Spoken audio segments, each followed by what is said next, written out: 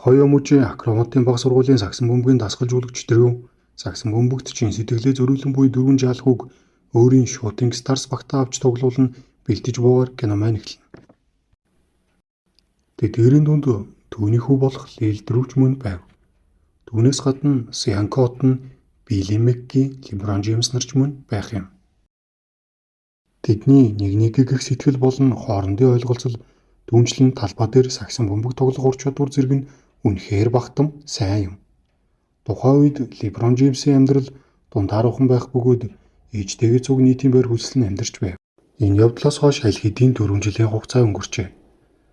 Залуус дунд сургуульд орох цаг нь болсон тул дасгалжуулагч Дрю тэднийг багтлын дунд сургуульд оруулахаар очиж уулзцгаав. Лил Дрю бусдыгаа ботход биеэр жижиг байх бөгөөд багтлын дасгалжуулагчийн ярьсан зүйлс түүнд огтхонч таалагдахгүй байв. Тэрээр өөрийг нь лигт тоглуулахгүй бага ангийнхантай тоглуулна гэж шуудхан хэлээгүй ч хийж буй үйлдэлээс нь тодхон харагдаж байв. Улмаар дасгалжуулагч Дрю багталд тэднийг суралцуулахаар тохиролцсон. Багтлын сургуульд орох болсондоо Лил Дрю үнэхээр сэтгэл дундуур байх ба тухайн залуусын гол зорилго бол үргэлж цугтаа байж талбайтаа гарна гайхам ялалтыг байгуулах юм. Лил Дрю нэгэн сонины нийтлэл дээрээс үндэсний оюутны холбооны сагсан бөмбөгийн дасгалжуулагч байсан хүн Акрон хотын Геген Винсент дунд сургуульд багшилгаар ирснийг олж уншина. Улмаар түүнтэй уулзсан түүний багт найзуудын хамтаар тоглохыг гуйв. Түүнийг Дэйн Брот гэх ба Лил Дрюг хараад эхэндээ дургуутсаж байсан ч тэрээр өөрийнхөө чадварыг харуулж мөн ярилцсны үр дүнд багт нь нэлсгээр болов.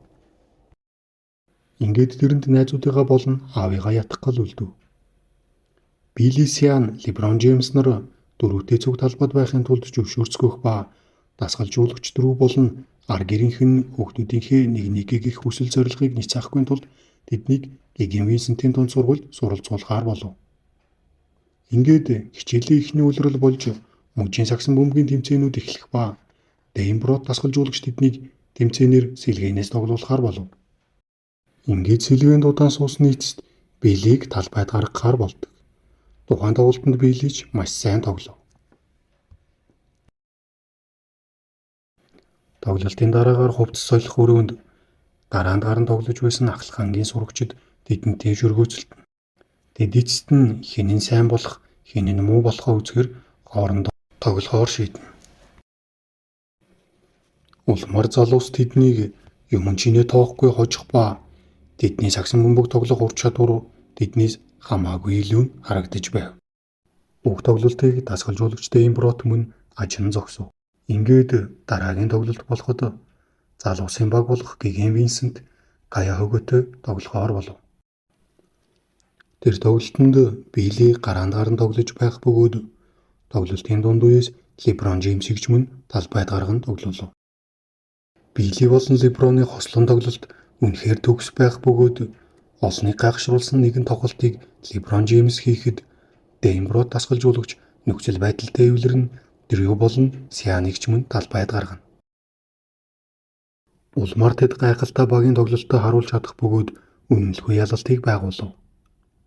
Тэдний чадварыг хүн бүхэн бишрэн ярихын сацуу Леброны уран гоёмсог тоглолтуудын талаарх мэдээ сонин дээр хүртэл хэвлэгдэж эхэлсэн байв.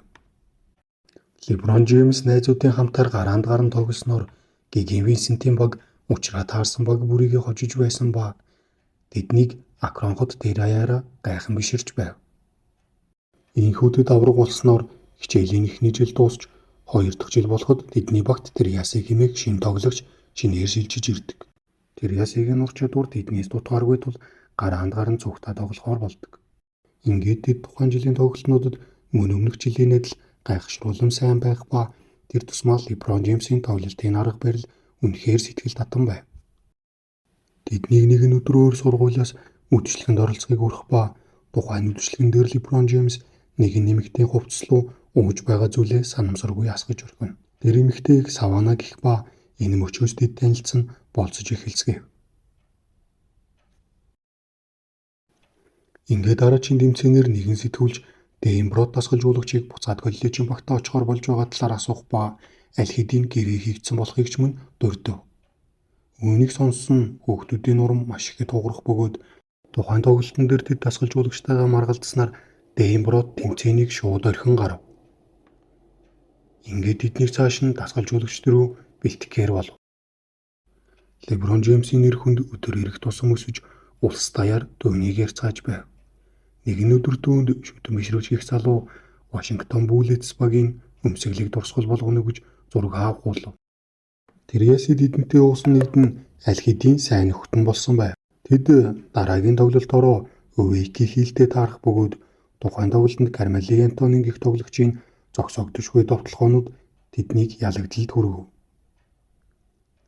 Тухайн ялагдал тэдэнд маш гүнээр тусах бөгөөд улмаар тэд хоорондоо хагралдаж эхэлнэ.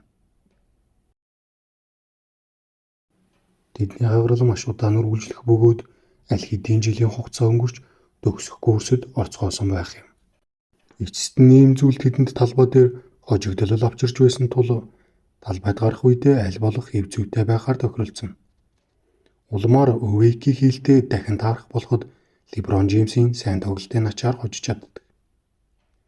Гэтэл яг тухайн тоглолтын дараагаар сургуулийн захиргаанаас Леброн Джеймсийг ахуйл авсан гэж яригдж байгаатай холбоотойгоор улирал дуустал тоглолтод оролцохыг хориглож орхив.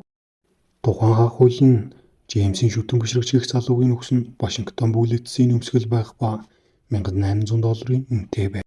Уг үйлдэлийг тэднийг анх хэлсэн орохоор очиж уулзч байсан багтлын сургуулийн явуулга байсныг даанч хожим мэдэв. Леброн Джеймсийн хувьд бүх зүйл нур нуунаж буй мэт санагдах ба найзуудынхаа тоглолтыг нууцаар очиж үзэхээс өөр хийж чадах зүйл даанч байсангүй. Ингээд улирал дуусах төгөхөд Геген Винсентийн баг Леброн Джеймс байхгүй ч мужийн аваргын төлөө тоглох эрхийг олж авч чадсан байх ба яг аваргын тоглолтын өмнө Леброн Джеймсийн шүүх хурал болоход түүний буруугийг олж тогтооно. Ингэснээр тэд Лебронтой цуг мужийн аваргын төлөө тоглохоор болов.